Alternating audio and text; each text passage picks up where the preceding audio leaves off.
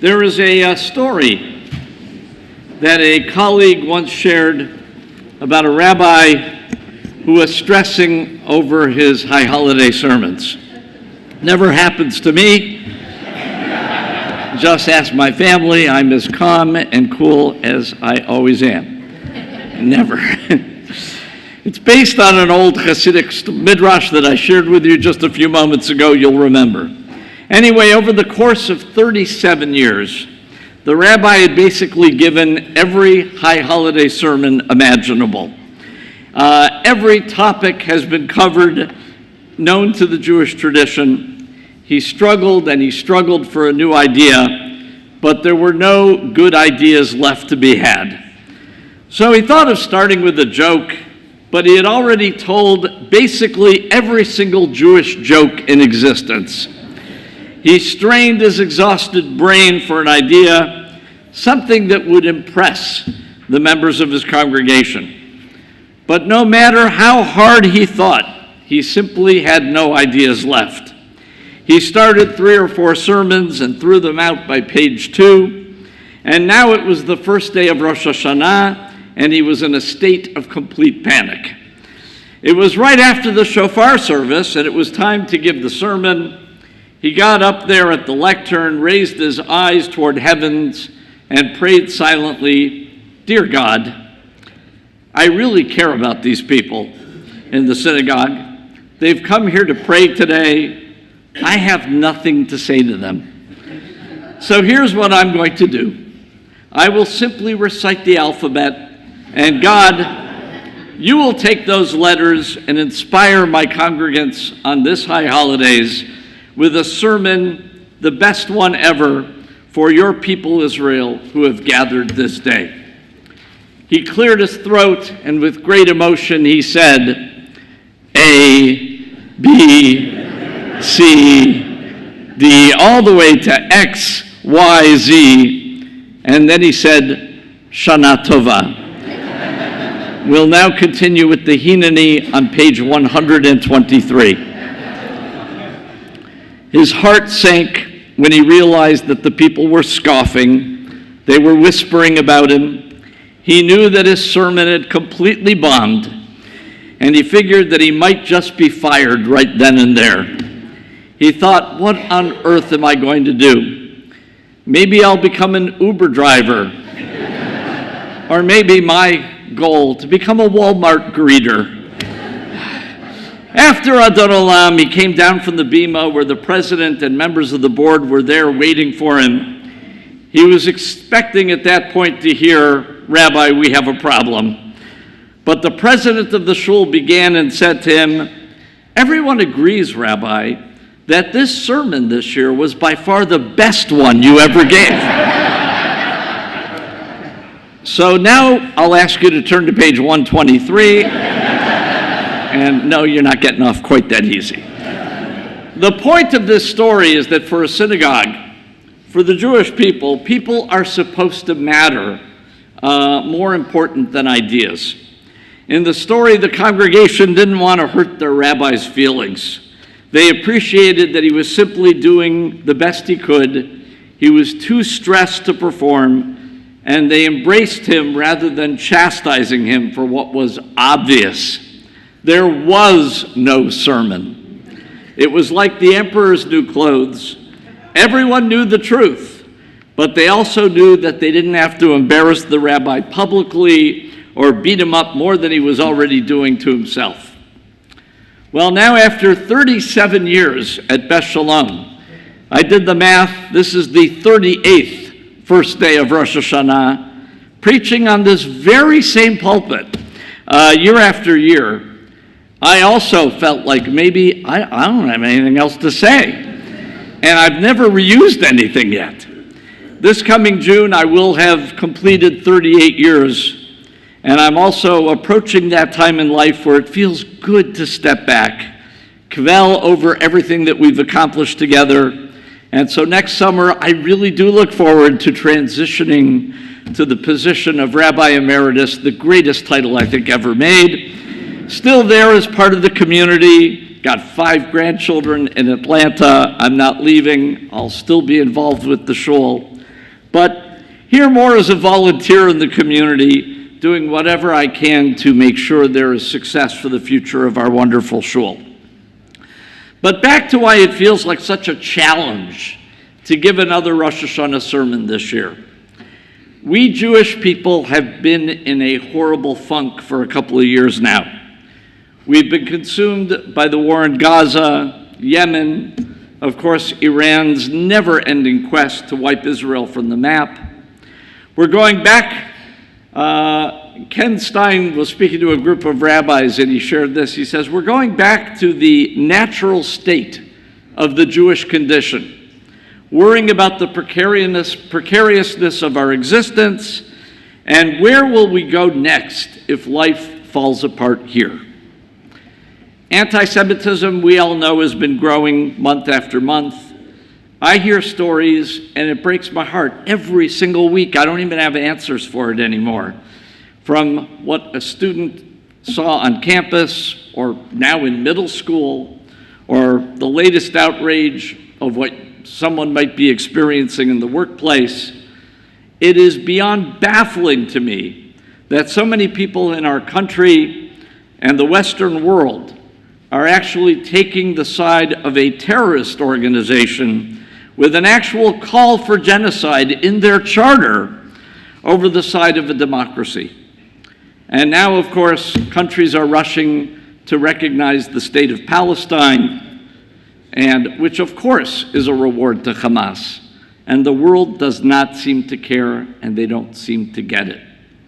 Many of our college students feel that they've been intimidated into submission. They've taken to hiding their identity, taking their mezuzot off their dorm rooms.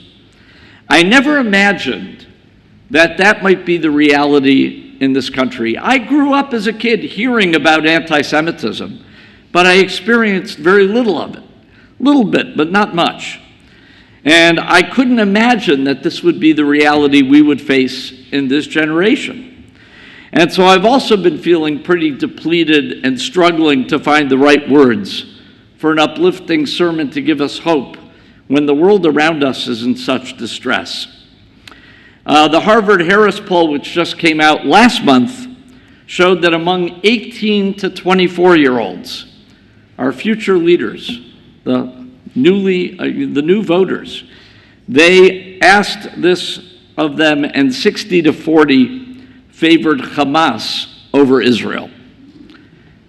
That's among 18 to 24-year-olds. So October 7th has been a kind of back to the future moment for the Jewish people. It's been strangely reminiscent of the 18th century Pale of Settlement, where Jewish communities were totally dependent on their Gentile rulers and their whims. So the harsh reality that we have to come to terms with is that there's still a lot of hate for us out there. The reality is that Israel is recognized, but not accepted. So what does that mean for the Jewish people in Israel? What does it mean for all of us here in the diaspora? And I've heard people wondering, what has it all been for? I've seen teenagers, young adults in really great despair, and Jewish parents who wonder which college is safe for them to send their kids to. I have heard those in our community express the fear that there may be no future here. I don't think we're there. And perhaps we Jews need to start looking at an escape plan. I don't think that time has come, but the fact is, I know more and more people that are actually asking the question, where would we go if Jewish life fell apart here? So the stark truth is what Ken Stein also said to this group of rabbis just last month. He said it this way: what we've learned over the last 100 years, Israel wants peace with the Arabs, while most of the Arabs want war. The proof is the last 100 years of history. Look at the music and the poetry coming out of Israel. Songs of peace like Od Yavo Shalom Aleinu. What does Israel really want? Just to live in peace.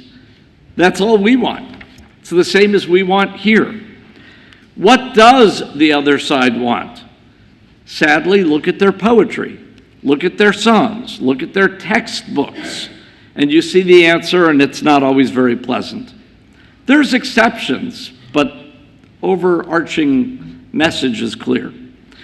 By 8 p.m. on the day after October 7th, 2023, 31 groups, this is the day after, 31 groups from Harvard had made statements blaming Israel for Hamas's attack. So what we have here, it's not a red-blue problem. It's not a conservative-liberal problem. It is a young-old problem. And the question that needs to be come to terms with is, how do we get the younger generation to realize that they are victims of a well-funded propaganda and social media algorithms?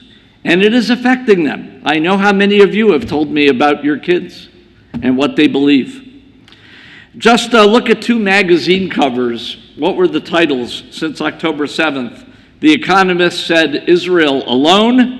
The Atlantic, the golden age of American Jews is coming to an end. So we as Jews are living in a pivotal time in our history and in our people. Who really knows where it's going to go?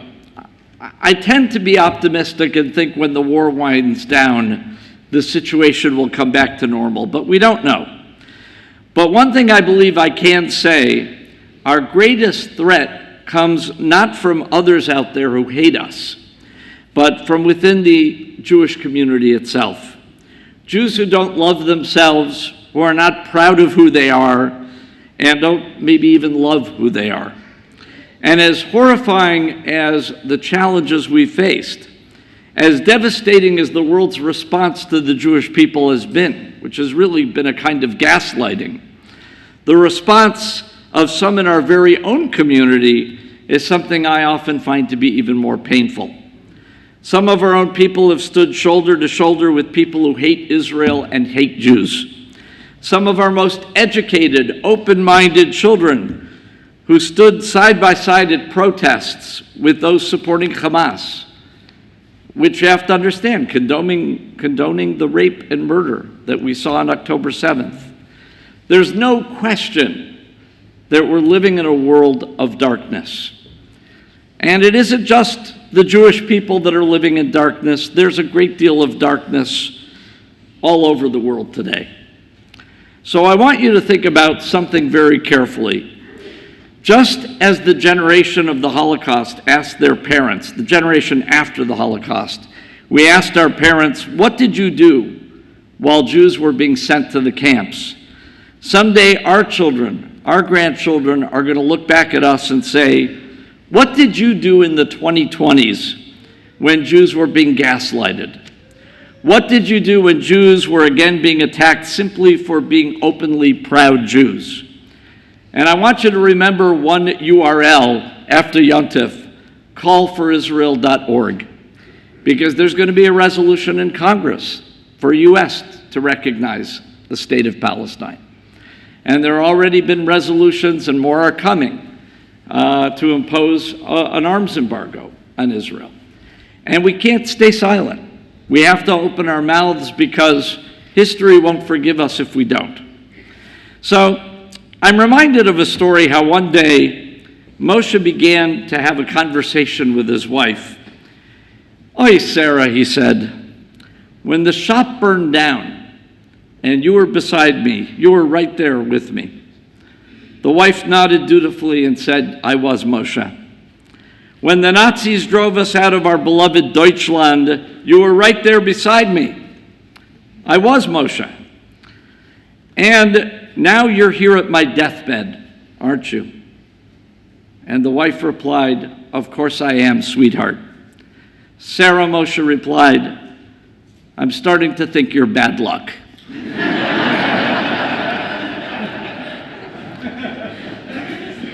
So to be a Jew sometimes feels like a little bit of bad luck, but it's also something very beautiful and very powerful as well. How many times in our history, if you look over the history of the Jewish people, have we Jews been through a massive upheaval? Think about what the year 70 of the Common Era must have been like when the temple was destroyed, The temple, which represented not only God's dwelling place, the center of the universe, but really the center of Jewish life at the time. Or 1492, when we were exiled from Catholic Spain, where we'd actually thrived under Muslim rule. Or the 1930s in Germany, where we had achieved the highest level of acculturation, professionalism, only to face later the Holocaust and the near extinction of our people. So what's the proper response to all that bad stuff, to all that heartache? We need to remember, and I think this is the key, that no matter what we have faced as a people, we've always managed to bounce back and find new paradigms to sustain us. But this is the most important but here, before we figure out how to confront our Jewish future, we have to embrace our past and know who we are. We have to be proud Jews, remain as such, and let the world know that we're not going to accept the level of hatred that's being leveled at us. So we can speak out at a full voice and tell the world our despair, our trauma. This is a world which seems to really love despair and trauma. But despite all that the world throws at us, we need to be loud and proud and refuse to be victims. Rabbi David Wolpe told a story. I was a classmate of his back at JTS. We're now two Altacockers in the world. And he told the story of how he and his family were on a trip to Rome, and they saw the Arch of Titus. Many of you, I'm sure, were there in Rome. You see this arch, and you see this relief that's carved in there of Roman soldiers carrying away the menorah to mark their victory over Judea and really driving the Jews into exile. So when you look up at that arch, it's really a powerful relic of our past that tells us, wow, this really, really happened. And you see them carrying off the menorah in the Jerusalem that they just destroyed. So Wolpe reflected that on that trip, he bumped into a group of Israelis visiting the arch, and they were speaking to each other in Hebrew. And he thought to himself that had you said to anybody at that time, in the year 70 of the Common Era, that in a couple thousand years, long after Rome is forgotten, and long after Latin wasn't even a spoken language anymore, that some Jews who speak Hebrew are going to walk by the Arch of Titus and look and remember that that was their menorah. Nobody would have believed you at the time. It would have been an absolute pipe dream, because when you're walking around the downtown of any city, you never meet a Hittite. You never meet a Roman. And the fact that you meet a Jew who is a relic of antiquity, but more than a relic, a living, breathing example of an ancient people, well, if that's not miraculous, and if that doesn't give us some spark of there being a Kadosh Baruch Hu, a Holy One, blessed be He, then I can't imagine what would. Because by all rights, we shouldn't be here. Powerful, powerful story. So Zionism's become a dirty word today, but itself, the idea is simply the idea that Jews hold the key to their own destiny and get to determine our own future like anybody else. We're not going to sit back and be the victims of history anymore. We will write our own history, thank you very much. And there's always something we can do and stay involved. And we all have to be involved. Remember that callforisrael.org. I hope all of you here call congressional offices, not just one day, but every day in the coming weeks. I know how many of us are scared or concerned that our jobs might be at risk if we speak out. We hear stories all the time of people being fired over what they post on social media. Maybe you or your kids sit in classrooms with people whose hatred of Jews is backed up by the administration or professors. So while I can't say don't worry, everything's going to be fine, I can tell you that we all have more power than we know, and that even small strides will make a difference. So don't back down in fear. Despite everything, I was proud of how many of us in this shul flew to Israel to volunteer after the war began.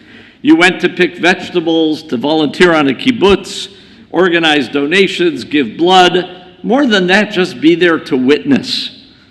And it is a powerful thing going down to the Gaza envelope. In the face of a world that you couldn't change, many of us wanted to reclaim their own Jewishness and their own sense of power.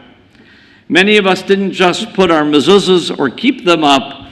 They now openly wear a big Magen David, hostage tags, or a yellow ribbon.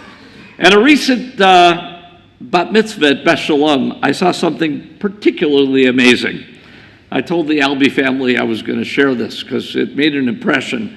One of their cousins that came to celebrate the bar mitzvah had a gigantic Magen David tattooed on his throat.